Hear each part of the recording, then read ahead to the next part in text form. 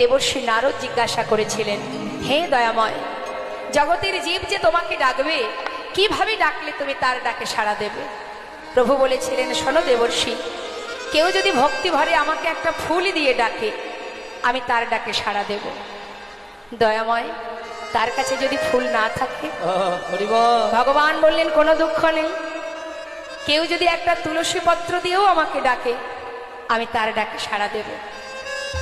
আচ্ছা প্রভু, সেই ভক্তের কাছে যদি তুলসী পাতাও না থাকে? প্রভু বললেন, তাতেও দুঃখ নেই, কেউ যদি আমাকে এক গণ্ডূষ গঙ্গা জল দিয়ে ডাকে, আমি তাতেই সাড়া দেব। হে প্রভু, যদি তার কাছে গঙ্গার জলও না থাকে? প্রভু বললেন, তাতে আর দুঃখ কেন? এই জগতের কোনো কিছুই যদি না থাকে, তাতে কোনো দুঃখ নেই। আমি তো আমার প্রত্যেকটি সন্তানকে দুটি করে নয়নে দিয়েছি। হরিবল হরিবল। একটাই দিয়েছি গঙ্গা, একটাই দিয়েছি যমুনা।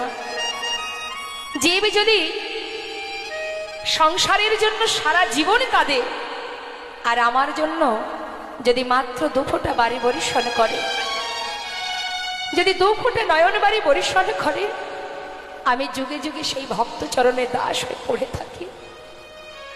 কেউ যদি আমাকে ডাকার মতো ডাকে, সারা জীবন ধরে